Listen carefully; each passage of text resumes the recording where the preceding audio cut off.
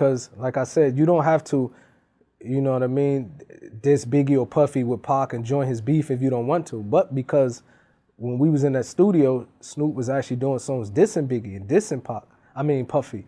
So when Pac heard him on the radio say, no, I have no problem, Pac like, man, that's, you here dissing him with me. Now you saying, I think he was more hurt. You know what I mean? Like, just be honest with it. Like, why you playing, you know, Pac felt like he probably was playing both sides of the fence, you know?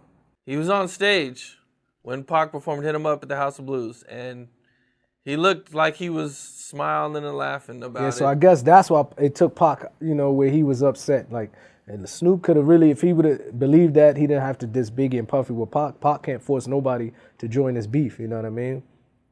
Were you on the plane ride home? No, they was on a private plane. I think they left separate than us. Okay. Yes. You'd mentioned that Tupac was always getting a lot of death threats. You know what I mean?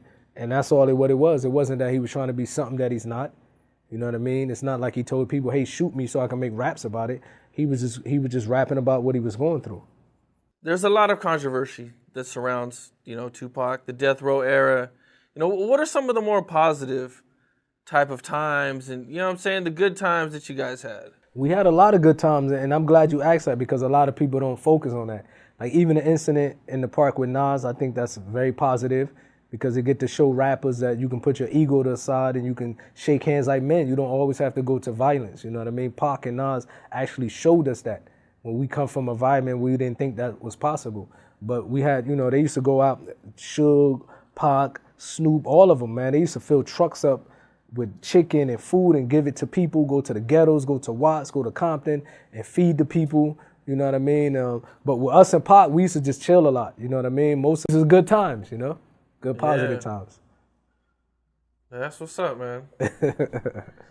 So this takes us to Vegas. Yes. You know, a very sad night for hip-hop and, you know, more importantly for his friends and family, you know. Yes. You know, what is your version of events from that night? I was, me and Noble was at his house in Calabasas. I didn't go to Las Vegas with him. I stepped out the house and he called. When he first fought Orlando, as soon as he got on the elevator, for some reason he asked them to call me. He's like, man, call Moo and tell him I just knocked this dude out. I don't know why. Maybe because, you know, I was the outlaw that used to always talk about fighting and slap boxing coming from New Jersey.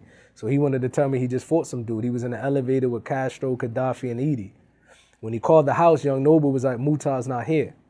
When I called the house, Noble just told me, he said, Pac called for you.